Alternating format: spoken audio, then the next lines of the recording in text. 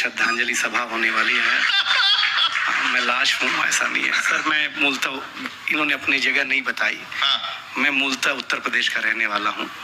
सारे वीआईपी देवता हमारे पास हैं, इसलिए हमें ध्यान से सुनना।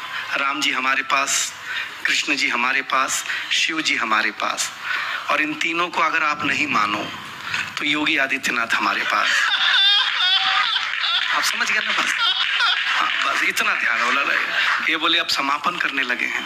ईडी सर, ईडी भारत में जब तक पद है तब तक ठीक है। एजेंसी होते ही हमको लगता हम कविता नहीं सुना रहे, बयान देने आए हैं, तो हमें ये महसूस न कराइएगा आप लोग। मैं ताली बजवा लूंगा। भारतीय आदमी की आदत होती है तो सत्यनारायण भगवान की कथा अगर 10वीं बार भी सुन रहा हो तभी भी जब तक पंडित ना कहे कि अध्याय समाप्त हुआ तब तक वो अक्षत फूल नहीं छोड़ता, क्योंकि वो ठीक से सुन ही नहीं रहा होता है। जो आदमी कथा ठीक से नहीं सुनता है वो कवि को ठीक से सुन लेगा। इसलिए मैं बता दिया करूंगा कि अध्याय कहाँ समाप्त हुआ। कोई रिस्क लेना ही नहीं। आप वही ताली ठोकना, मेरी भी इज्जत रह जाएगी, आपकी भी इज्जत रह जाएगी। पहला जुमला सुनिएगा, मजा आ जाएगा। पत्नियां कितना भी काजू बादाम खाएं, पिस्ता आदमी ही है। बहुत अच्छे। इतना सा सुनना आप लोग। बस समझ गए ना आप लोग?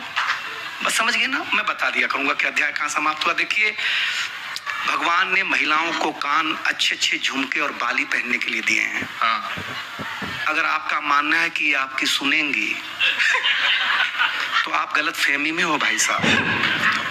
एक सवाल है। देखिए, पुरुष और महिला में एक लाइन का अंतर है। पुरुष इस कान से सुनता है, इस कान से निकाल देता है। महिलाएं दोनों कान से सुनती हैं, फिर मुंह से निकालना शुरू करती हैं। अध्याय समाप्त हुआ। मैं बताऊंगा, कोई टेंशन लेना नहीं। आप तो बस इंतजार करो घड़ी में कब बज रहा है। बता, मैं बहुत सम्मान करता हूँ, ये लोग ने बहुत अच्छा प्रेम सुना है। मैं तो दुनिया में कहता हूँ कि लव मैरिज करो। अच्छा, अरेंज मैरिज होना ही नहीं चाहिए। लव मैरिज और अरेंज मैरिज में एक लाइन का अंतर है। लव मैरिज में अपने ही गर्लफ्रेंड से शादी होती है।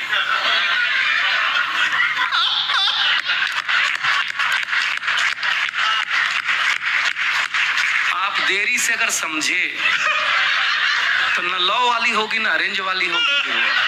जो पिताजी कहेंगे वही वाली होगी। हमारे यहाँ तो पिताजी, हम यूपी बिहार के लोग, हम बीए करते थे तो हम अगर बीए किए हैं तो हमारे पिताजी खुद ही बीए के आगे एम लगा देते थे और हम एमबीए हो जाते थे और हमारी शादी कर दी जाती थी। भाई साहब, क्या धोखा होता था। चुनाव में क्या होगा जो हमारे साथ शादी में हुआ है। हाँ, मैं सही बताता हूँ, आप सुनिएगा, आपको बहुत गंभीरता से मत लीजिएगा।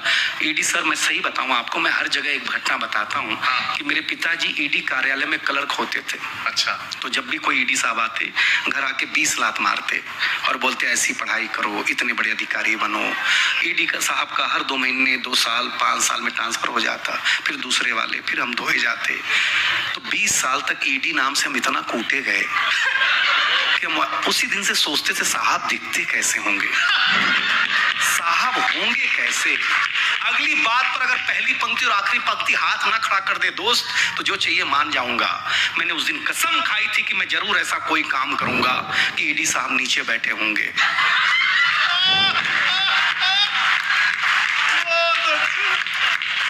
और मैं ऊपर से उनको सुना रहा हूँगा।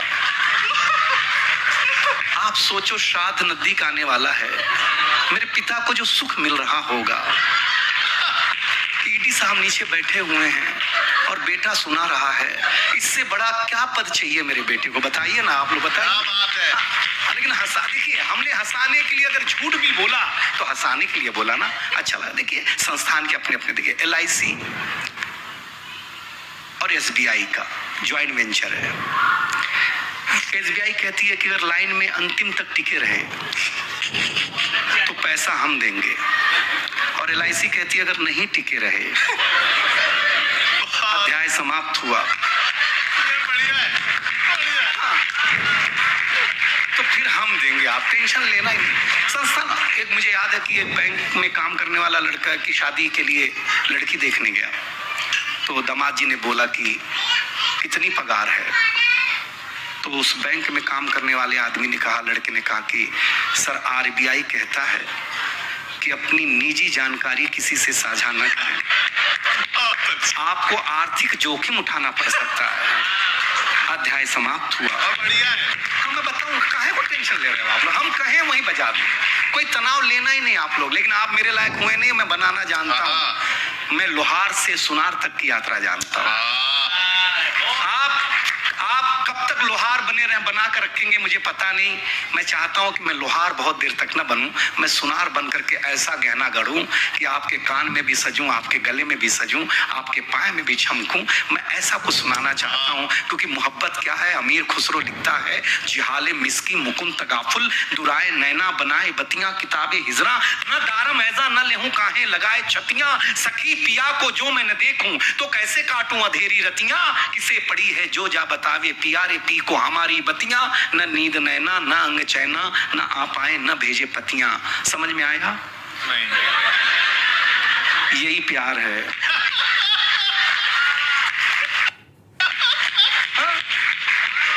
समझ गए ना आप लोग?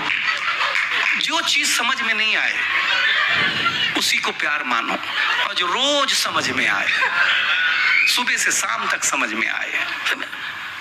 भाई साहब, पुरुष को लगता है कि हम महान हैं,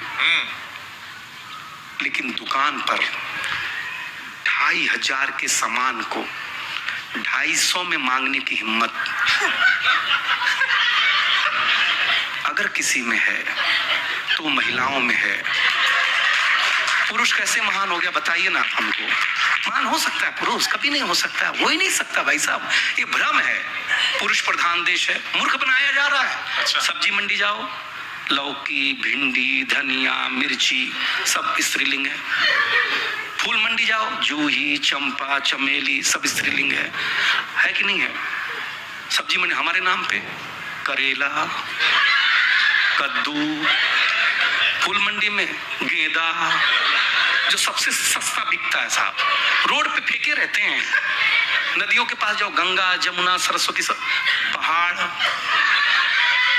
क्या है हमारे नाम पे? हमारे नाम पर आपकी तालियां, आपका सम्मान है, बस इसके अलावा इसके अलावा कुछ भी नहीं है।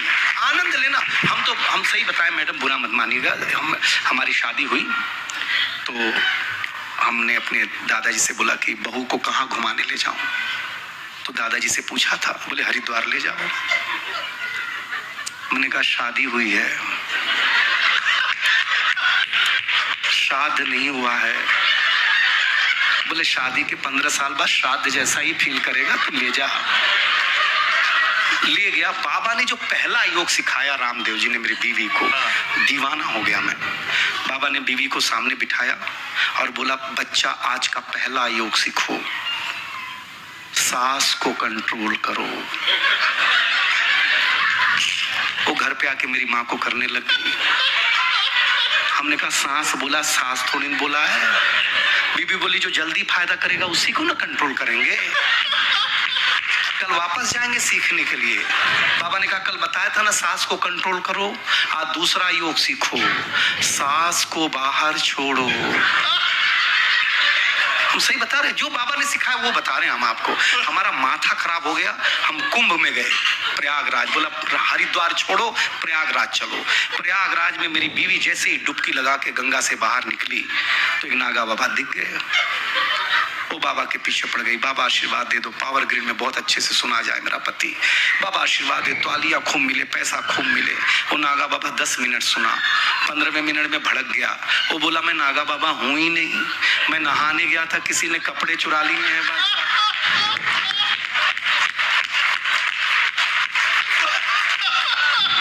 ये महिलाएं बाबा पैदा कर देती है भाई साहब। अच्छा, किसी भी साधु संत का प्रवचन देखे आप, किसी भी साधु संत का सबसे ज्यादा कौन दिखता है? कौन दिखता है? सब महिलाएं दिखती हैं सबसे ज्यादा। ये वहां प्रवचन सुनती हैं, फिर ये घर आती हैं, फिर ये खुद को संत समझती हैं और पति को श्रोता। फिर जो प्रवचन देना शुरू करती हैं तो पति खुद कहता है अध्याय समाप्त हुआ।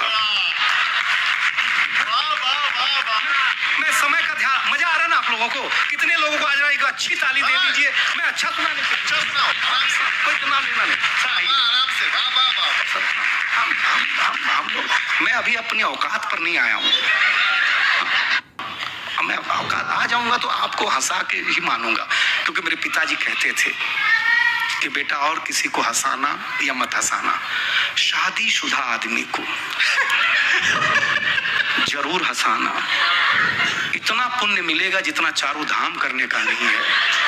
हम अपने पिता की बात मान लिया, करने लगे। हमारे पिताजी क्या थे, हम रोहित इंजीनियर है, हम अमेरिका गए सर। हम यूपी के लोग अंग्रेजी उतनी ही सीखते हैं जितने से काम चल जाए।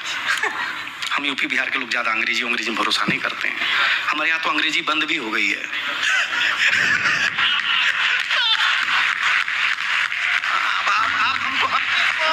आप हमको ध्यान से सुनोगे तो हम मजा आएगा, तो ही मजा आएगा। हमको ध्यान से सुनो, कब हम अच्छी बात कह जाएं।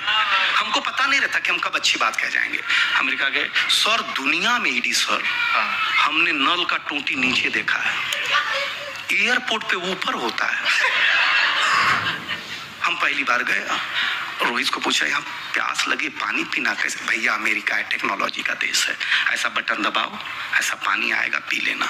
ईडी सर, हमने बटन दबाया, पानी आया, कुत्ते जैसा पानी पिया साहब हमने।